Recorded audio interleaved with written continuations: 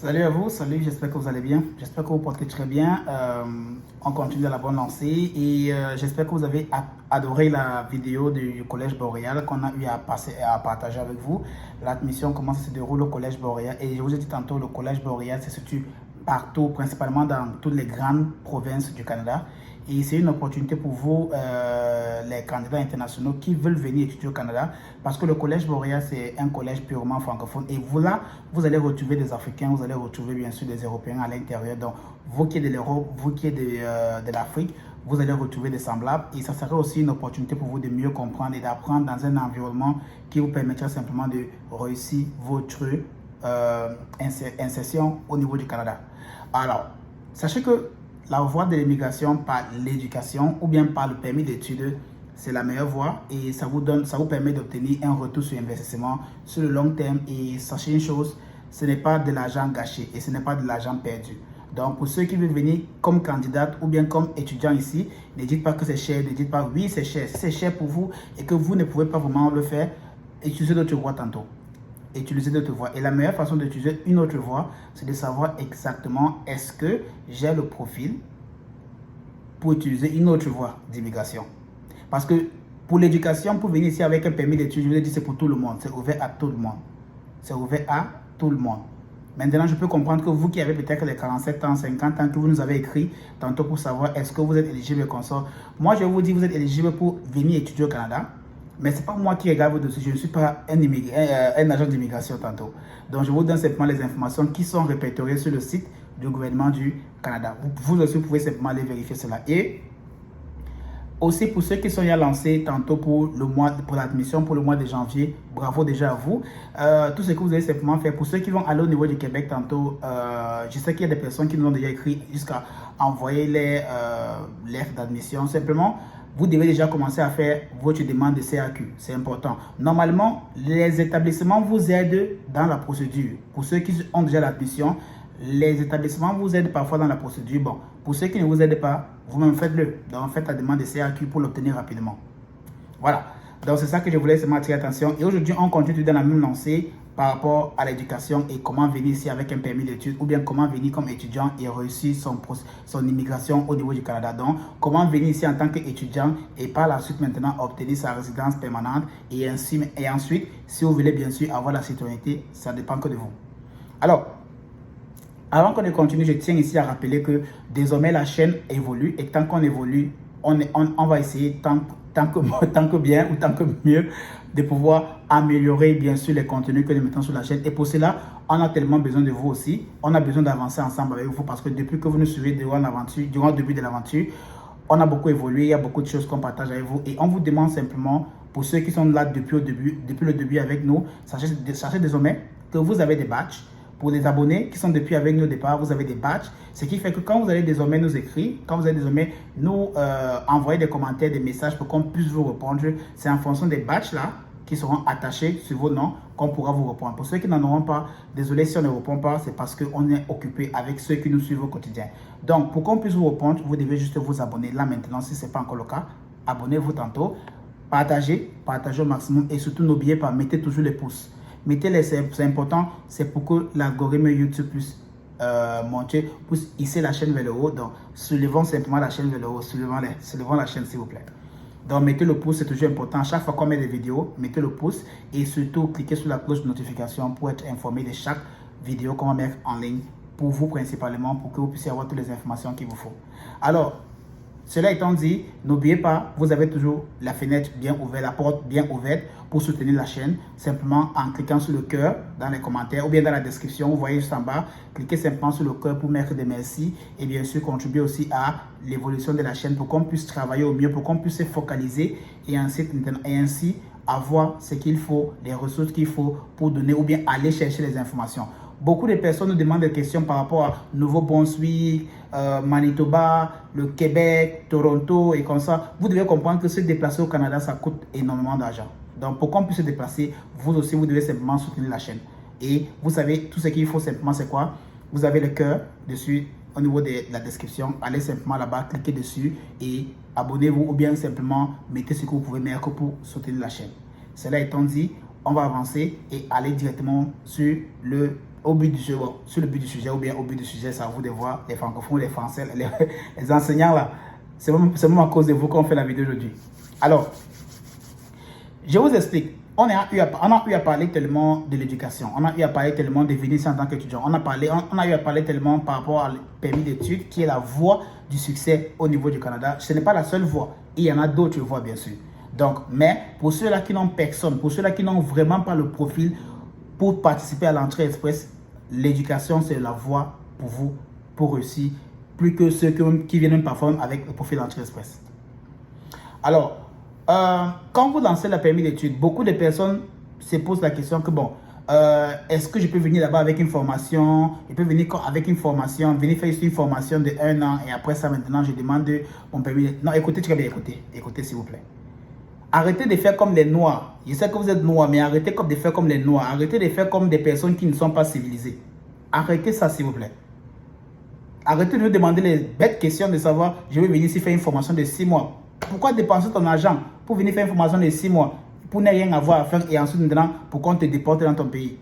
Arrêtez de poser les stupides questions. Si vous voulez venir comme étudiant, venez comme étudiant pendant 1 an. Et ensuite maintenant, si vous voulez par la suite arrêter les études, c'est votre choix. C'est à vous de décider. Mais je vous ai dit, il y a des personnes qui sont défavorisées plus que vous ici au Canada. Il dit des personnes qui chôment. Mais c'est des personnes qui se battent au quotidien parce qu'ils savent qu'ils ont un objectif à atteindre. Si vous venez ici comme étudiant, vous avez tellement de temps et tellement d'ambition et aussi de la niaque. Et aussi, bien sûr, pas seulement ça, mais vous avez aussi un document qui prouve que vous pouvez travailler pour n'importe quel employeur pendant votre break, pendant la période de repos, pendant les grandes vacances. Vous pouvez travailler pour n'importe quel employeur, gagner beaucoup d'argent, comme tous les étudiants font. Et ainsi maintenant, l'argent là que vous allez gagner, ça permet à ce que ça puisse financer vos études pour l'année prochaine. Pourquoi est-ce que je parle de financer les études pour l'année prochaine? Parce que quand vous venez comme étudiant, il y a 2 options. La première option, c'est de fréquenter 1 an et surtout, choisissez les établissements qui sont autorisés. Établissements publics ou bien les collèges qui permettent d'obtenir un permis de travail post-diplôme. Ne prenez pas n'importe quel établissement. Donc, ça, c'est pour ceux-là qui disent qu'ils veulent venir faire une formation et consorts. En venant faire les formations, sachez une chose, si vous venez faire une formation dans n'importe quel centre ici-là, qui n'offre pas le permis de diplôme, le permis de travail post-diplôme, on va simplement vous renvoyer au pays si vous n'avez rien à faire au Canada. Parce que après les études, vous serez sans statut. Donc, c'est important, la sélection de l'établissement. Ensuite, dans l'établissement, ça peut être les cégeps, ça peut être les universités, ça peut être les CCNB, dans les collèges communautaires, les CC, dans les collèges communautaires, ou bien les cégeps, ou bien les universités. Il y a d'autres collèges, bien sûr, qui offrent, et j'ai fait l'exemple du collège Boréal. Le collège Boréal, c'est un collège privé, parmi d'autres, qui offre que tous les programmes, au niveau du collège Boréal offrent un permis de travail post-diplôme. Vous voyez? Donc, si vous partez au collège Boréal et que vous étudiez là-bas, après avoir obtenu le diplôme, vous obtenez un permis de travail post-diplôme. Mais maintenant, en venant étudier, ça c'est la voie de la résidence permanente, c'est la voie de la citoyenneté, bien sûr, si vous voulez la citoyenneté. Première des choses, c'est d'abord chercher l'établissement. L'établissement, là, ça peut être un cégep, ça peut être une université, ça peut être un collège privé. Vous voyez, mais vous devez vérifier si le collège là, si le collège privé que vous avez choisi, ou bien si le centre de formation que vous avez choisi est éligible pour vous permettre d'obtenir un permis de travail post-diplôme après les études. Si ce n'est pas le cas, n'investissez pas votre argent là-bas, parce que c'est l'argent perdu pour rien. Ça, c'est la première des choses. Quand vous avez l'établissement, maintenant, vous allez venir pour 1 an d'études. Je peux comprendre que c'est parce qu'il y a un problème de manque de finances. On peut le comprendre, c'est normal. Mais quand vous allez arriver au Canada, avec 1 an de permis d'études, ça veut dire que vous allez obtenir 1 an de visa. Ça veut dire que votre visa sera seulement pour 1 an, juste pour étudier pendant 1 an. Parce que l'admission que vous avez, c'est pour 1 an. Donc après 1 an, vous avez un diplôme. Votre visa, lui aussi, sera sur 1 an. C'est comme ça que ça se passe. Ce qui fait maintenant que vous avez maintenant l'option là, pendant les 1 an d'étudier et pendant les 1 an là aussi de travailler à temps partiel. Quand vous allez travailler à temps partiel, vous pouvez maintenant avoir les finances. Les finances, là, déjà, pour survivre. Là, les finances, ça sera pour survivre. Après ça, vous allez avoir un break. Le break, là, maintenant, il y a le break des vacances, dans le break de Noël. C'est pour les vacances de Noël. Vous pouvez travailler à temps plein. Et là-bas, même, c'est là-bas que ça boom au Canada. Les ventes, là-bas, ça coule. Vous voyez les entreprises qui recrutent un peu partout, là. Ils recrutent massivement. Parce que c'est la période là que ça boom. À partir de octobre, novembre, décembre, ça boom au Canada. Ce qui fait que pendant les vacances de Noël, vous pouvez travailler à temps plein. Vous voyez un peu? Et quand vous le faites, vous pouvez maintenant récupérer un peu d'argent là-bas, vous sauvegardez. Et après ça, vous arrêtez. Vous reprenez vos 20 heures. Mais vous devez être sûr d'une chose. Si vous voulez travailler à temps plein pendant les vacances de Noël, vous devez vous rassurer que vous avez un permis de travail. Parce que ceux qui viennent ici au Canada choisissent des programmes purement théoriques. Ça veut dire qu'il n'y a pas de pratique pendant les études. Donc, vous devez comprendre que c'est ça. Donc, il y a les programmes avec stage obligatoire et il y a les programmes sans stage. Comprenez ça bien. Il y a des programmes avec stage obligatoire et il y a des programmes sans stage. Les programmes qui sont sans stage, ce sont des programmes là que vous allez, ce sont des programmes qui vont vous donner juste le permis d'études. Il n'y aura pas de permis de travail. Le permis de travail que vous aurez dans les études, on va bien préciser que vous êtes autorisé de travailler 20 heures et on vous dit les endroits que vous ne devez jamais travailler là-bas. Point final. Mais pour ceux-là qui ont le permis, qui ont un programme d'études avec stage obligatoire, ceux-là auront un permis de travail, un permis d'études et ensuite ils auront un permis de travail. Mais le permis de travail qu'ils auront pour certaines, ça sera ouvert. Pour d'autres, ça sera le nom de l'établissement qu'ils ont donné l'admission qui sera à l'intérieur comme l'employeur. Comprenez bien. Pour ceux qui auront un programme avec stage obligatoire, parce que le stage obligatoire c'est important. Beaucoup de centres d'éducation comprennent que quand vous venez ici en tant qu'étudiant international, vous voyez un peu, ils savent que vous avez des difficultés pour subvenir à vos besoins. Ils le savent obligatoirement. Mais maintenant, ça sera à vous. Parce que chaque établissement, chaque école, chaque institution, ils ont un centre de recrutement, donc un centre de carrière professionnelle. C'est eux qui s'occupent de votre stage obligatoire. Ce sera maintenant à vous d'aller voir le responsable académique, causer avec lui pour dire je suis un étudiant international. Vous voyez un peu? Et j'ai tellement de difficultés à rejoindre les deux bouts. Ce qui fait que parfois, je dois travailler de temps en temps pour pouvoir subvenir à mes besoins.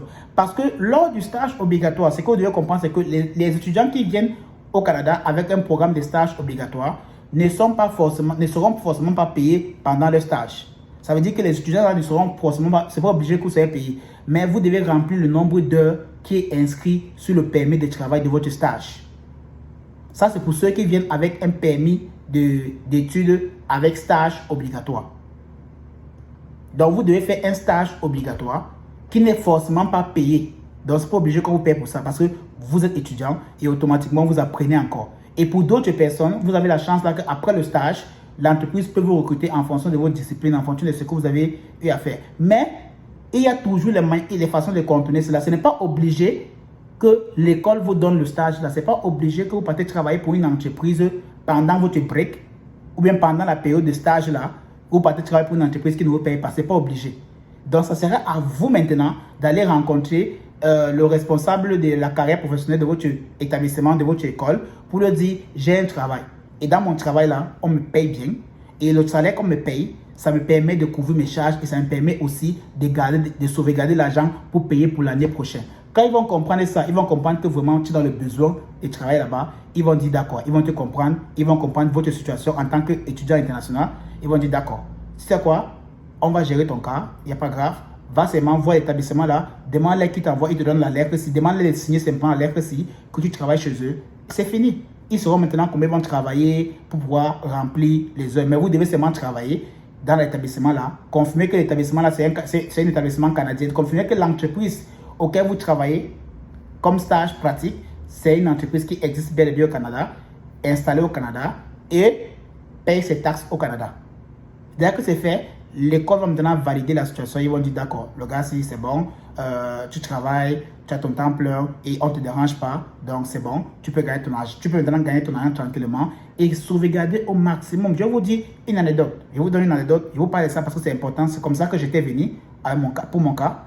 J'ai eu à travailler j'avais le stage, je suis venu avec un programme et stage obligatoire.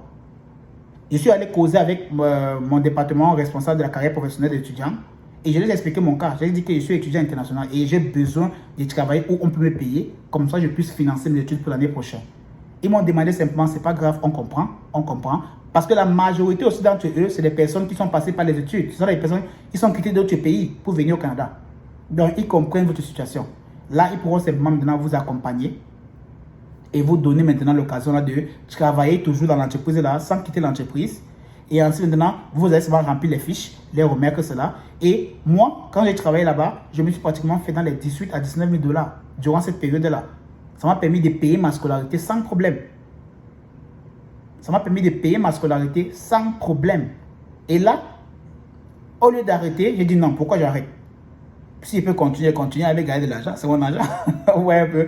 Bon, ça c'était dans les docs. C'était juste pour vous faire comprendre que vous pouvez aussi. C'est pas obligé que vous venez avec 2 ans de programme. Je peux comprendre. C'est pas obligé que vous venez avec 2 ans de programme. 2 ans d'études, ouais, un peu. Venez avec 1 an, c'est toujours bien. Mais ne vous focalisez pas seulement sur les 1 an là. Ne vous dites pas que la vie, non. La vie est dure peut-être que là où vous êtes. Mais quand vous allez venir ici là, il y aura des opportunités pour vous de renforcer les choses, de pouvoir travailler et obtenir ce que vous voulez. Vous voyez? Mais ce sera à vous d'être discipliné et organisé pour réussir cela. Donc ça, c'est pour ceux qui vont venir avec des programmes d'études avec stage obligatoire. Pour ceux qui ne vont pas venir avec stage obligatoire, automatiquement, vous allez seulement étudier. Et puis, à la fin, l'école pourra vous demander maintenant de remplir un programme de stage de pratiquement 1 mois. Bon, quelques heures de remplir, quelques heures de travail pratique dans votre domaine avec une entreprise, soit de leur choix, soit de votre choix. Et puis, c'est tout. Vous quittez, il n'y a pas d'obligation. Et dès que vous finissez, simplement, c'est fini. Après, vous retenez maintenant comment travailler. Donc, normalement, c'est pratiquement la même chose, mais pour ceux qui ont stage obligatoire, ils ont un grand nombre d'heures à remplir et ils ont le temps de vraiment gagner beaucoup d'argent. Pour ceux qui n'ont pas de stage là, ils vont commencer les stages très tard. Mais pour ceux qui ont le stage, ils vont commencer le stage bien. Pour ceux qui ont le stage obligatoire, ils vont commencer à travailler même peut-être 2 à 3 mois avant que ceux qui n'ont pas le stage pourront faire leurs propres stages ensuite. Vous voyez? Donc c'est pourquoi moi, je peux vous conseiller de prendre les programmes d'études avec stage obligatoire. Parce que ça vous permet d'avoir un permis de travail ouvert ou bien fermé avec le nom de votre entreprise, le nom de votre établissement, pardon. Et l'établissement pourra maintenant vous permettre de travailler pour n'importe quel entrepreneur tant que vous restez étudiant dans leur établissement. Tant que vous restez étudiant dans leur établissement. Point final. Donc, programme de 1 an. Ensuite, dès que vous avez terminé, ça vous donne maintenant 1 an de permis de travail post-diplôme. Ça veut dire si vous décidez d'arrêter votre programme d'études, qu'après le diplôme, là, j'arrête, vous avez maintenant l'obligation de postuler pour le permis de travail post-diplôme. Et on va vous donner seulement 1 an. Et vous devez comprendre que pour réussir au niveau du Canada, après vos études, vous devez faire minimum 1 an d'études pour pouvoir, 1 an de travail. Donc vous devez travailler 1 an sur le sol canadien après vos études. Parce que le travail que vous faites pendant vos études ne compte pas. Le travail que vous faites pendant vos études, ça ne compte pas du tout. Ça sera après vos études, vous allez travailler 1 an avant maintenant de faire votre demande entrée express. Et vous voyez que ça, vous allez commencer à avoir le stress, le gros stress, donc vous allez transpirer comme ça là. Parce que après les 1 an là, imaginez que si on ne vous répond pas, si on ne dit pas, si on ne vous donne pas une réponse favorable, il faut absolument maintenant que vous changez votre statut ou bien vous prolongez votre statut. Et si on refuse, il faut que vous rentrez au pays, attendre le résultat. Ou même si on refuse, vous devez encore repostuler, mais on va vous renvoyer hors du Canada. Donc, ce qui fait que vous allez dépenser de l'argent. Voilà comment beaucoup d'avocats, beaucoup d'agences d'immigration attrapent les étudiants là. Ceux-là qui veulent jouer le dur là, c'est comme ça qu'on les attrape. On les attrape bien même et ensuite maintenant, allez, ils doivent dépenser beaucoup d'argent pour qu'on puisse les aider à obtenir une prolongation ou bien une prorogation de leur permis sur le sol canadien. Voilà pourquoi il est toujours conseillé. Vous pouvez prendre ce risque-là. Ceux qui ont le sang-froid là, ceux qui savent qu'ils ont la chance à chaque chose qu'ils font là, prenez ce choix, prenez l'option là. Mais pour ceux qui savent que non, ils ont envie d'avoir le stress tranquille. Ils ont envie que tout ce qu'ils font ici là, parce qu'ils ont souffert pour obtenir le permis d'études pour venir au Canada.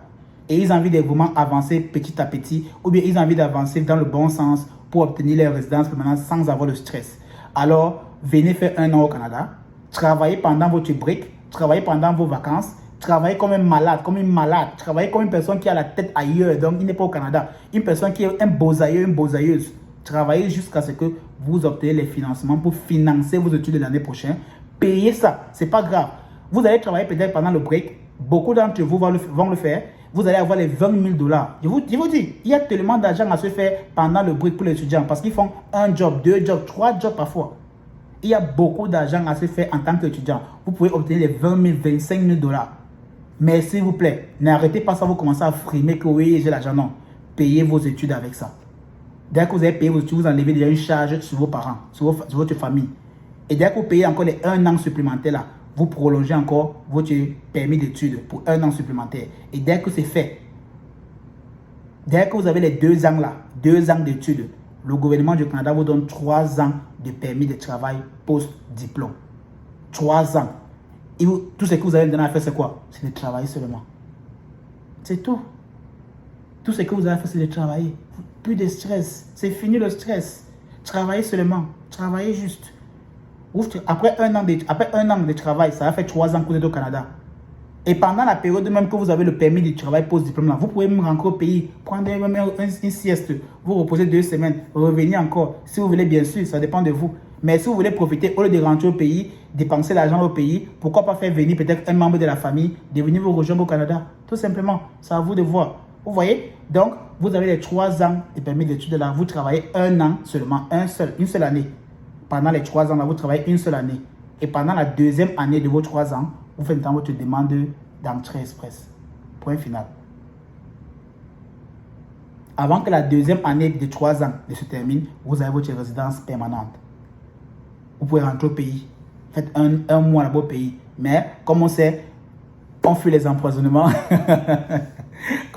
Comme on fuit les empoisonnements là, mieux on reste aussi au Canada, nous, on évite les empoisonnements.